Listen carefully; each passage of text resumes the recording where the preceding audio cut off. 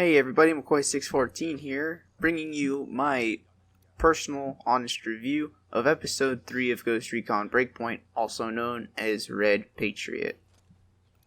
So I'm going to be rating Episode 3 on 4 criteria, just an overall experience, gameplay content, story, and cosmetic content.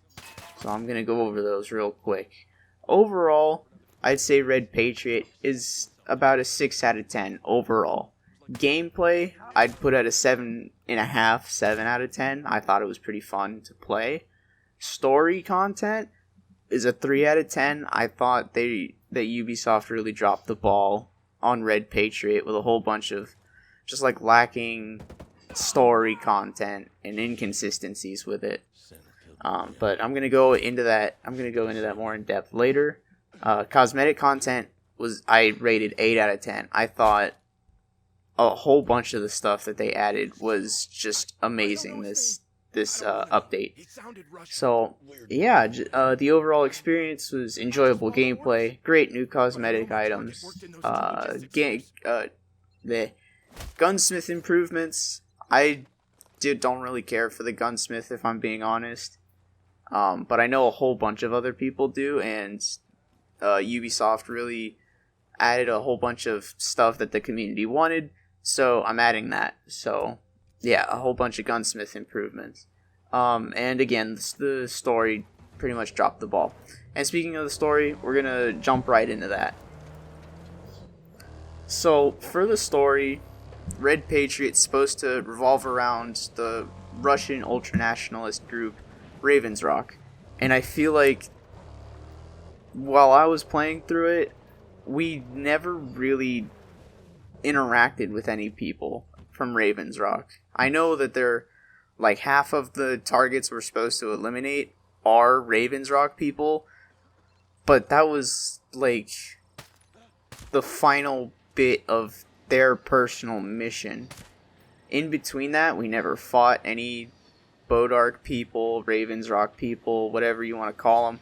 We fought Sentinel, and the whole point is that Ravensrock is on Aroa to assist Sentinel and Trey Stone. But we don't get that. What we see is Sentinel backing up just a few Bodark operatives.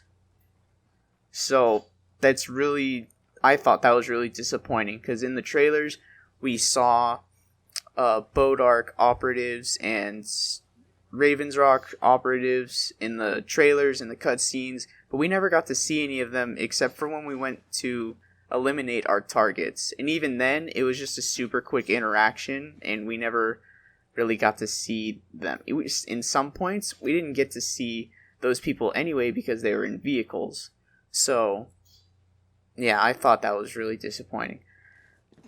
Moving on, we're still in the story, but now I'm going to talk about Bukharov. He's the leader of Ravensrock at this point, and for whatever reason, we can kill him right off the bat. I don't know why Ubisoft decided to do this, but we are forced to do one Bodark person, and then we can choose whoever we want to eliminate. And for some reason, Ubisoft made it so that Bukharov is the second person, can be the second person we can eliminate, even though he's supposed to be like the main focus for Ravensrock and Bodark and everything. So I don't know why they decided to do that. We're still on Bukharov, and it's kind of like the same deal as with Cole Walker. He's like advertised as the main bad guy, and it's supposed to be like leading up to him is what I would assume, but you would assume wrong. He's just like any other of the Bodark operatives. There's no story, no background, no nothing. He's just a character, and a lot like Cole Walker, our interaction with them is super meaningless, and we only interact with them one time. So again, super disappointed with this. We're going to move on from Bukharov now. Unfortunately, Stone is we interact with him more in the story. Which, I mean, that's still you're supposed to be doing that. We're supposed to be going after Stone in the grand scheme of things. But I really would have liked to see more focus around Bukharov also. Overall, you couldn't tell you were fighting Russians. I kind of went over this already. You were more fighting Sentinel instead of Bodark. The missions were pretty short. Yeah, some of them were pretty easy. There were a couple of them that were a good challenge, but not enough to really make up for anything. And back to Stone real quick. I'm gonna do my best not to spoil anything, but he's protected by wolves in the final mission, which doesn't make any sense because he's the head of Sentinel. So I don't know why he would have wolves protecting him instead of his own Sentinel soldiers. So, I mean, there are a couple there, but I think there are literally 2 or 3 Sentinel guys there. Everybody else are wolves. So, yeah. And then the final thing I'm going to go over about the story is there aren't any cutscenes, which really didn't help anything. I feel like cutscenes really would have helped the story. It would have bumped it up to maybe a 5 or a 6, but because the cutscenes would have added story to it. But there aren't any cutscenes, and there wasn't any story anyway, which is why I rated this so low. But there were cutscenes for the trailer, so I don't understand why Ubisoft couldn't have added cutscenes to the story, to the main game. All we got were little, information packages where we sort of interacted with Scott Mitchell. Which is another thing I forgot to add to my list here, is we only ever talk to Scott Mitchell. We never see him. We get a costume for him, but we never get to see him, talk to him. We don't get any Future Soldier content aside from his costume, which I don't know why they'd add a Scott Mitchell costume, to be honest. But yeah, there's really nothing about Future Soldier. It's supposed to be revolved around Raven's Rock, but it's really not. And yeah, it's just a disappointing story, in my opinion. But on to some better things. We're going to move on to gameplay here. I thought the missions were all super fun. Some of them were pretty easy. Others were difficult. But I really enjoyed the gameplay. There were some missions that required little or no combat if you chose to go that route, which I thought was really cool because it kind of gave you little freedom of choice there. And the final mission with Stone is pretty difficult. It's one of the hardest ones that I've ever had to do in Breakpoint. Some other people may find it what's this dude talking about? But I thought it was maybe the hardest mission in the entire game. So, and then the missions also took us to some very interesting places that we likely would never have found if they weren't part of the campaign or part of the story. So I thought that was really cool. And then something else, I don't know if I would add this in gameplay or in the story, but I'm not going to actually say which mission it is, but there is a mission that gives you 2 options. You can either go save the hostages or take out the Bodark person that we're supposed to be going after. So it gives you 15 minutes to do it and make your decision and go complete it.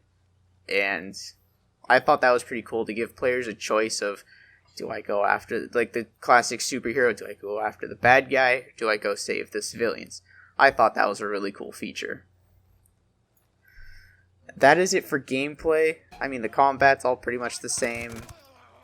And yeah, there's some detective work and investigating that you have to do, which I thought was also cool and annoying at parts, but overall I thought it was pretty cool. And now we're going to move on to cosmetics. Ubisoft really did a good job on the cosmetics, or at least most of them in this update. There are so many cool headgears, and there are a couple cool vests now. And yeah, I just thought there's so many cool cosmetic items that you can now add to your Ghost to make them look like some kind of freaking armored beast. And there is a funny knight, like outcast knight headgear. Yeah, I said that right. Knight headgear based on the outcasts. Yeah, I thought that one looked super cool and funny. But yeah, it is unfortunate that we can't change. The Bodog gear is really cool that you get from completing the missions, but it's unfortunate that we can't change the colors of it. Because I really want, because it looks so cool, but we aren't able to change the colors, so that's unfortunate. But it's still, like I said, very cool. And that's going to wrap it up for everything. I'm just going to do a quick recap here. There's fun gameplay. I totally think that. Other people may disagree. Cool cosmetic content for the most part. There was a very disappointing and inconsistent story. And for people who don't own the Year 1 pass, you have to buy this for 1,900 ghost coins, or $15 US. Is this content worth $15 or 1,900 ghost coins, where however much it is in your country? I personally don't think so. If you're there for the story, don't waste your time. Just watch a YouTube video. If you want some new gameplay, I don't think it's worth it. If you want the cosmetics, just a fair warning, you can't change the colors of it. There are a couple cool cosmetic items that come with completing the missions, but I don't think it's worth $15. So that is going to do it. I hope this, for any people who don't own the Year 1 pass or have not yet bought the Episode 3 content, I really hope this helps you out. So yeah, that's going to do it for the Episode 3 review. I forgot to mention a couple of things. One, I forgot to mention the Pathfinder class completely. That is on me. I think the Pathfinder class is totally awesome. You get the black-white heat thermal vision, which is super cool. And the armorist drone is very interesting. It's a really cool mechanic that they added to the game. So I just think it's super fun. And the tactical cache, I think that's a good way to kind of balance out how often you can use the armorist drone. But yeah, that's all I have to say for the Pathfinder class. And then the second thing I forgot to mention is I do stream Ghost Recon Breakpoint over on Twitch pretty regularly. So if you want to watch me play some Ghost Recon Breakpoint, or I play some other Tom Clancy games like Siege, or I've been starting Splinter Cell, if you guys want to drop by and talk video games or Ghost Recon or anything, go drop a follow over on Twitch. I would really appreciate it. Well, yeah, that's gonna be it. Thank you guys for watching. See you later. Looks like I can steal the truck and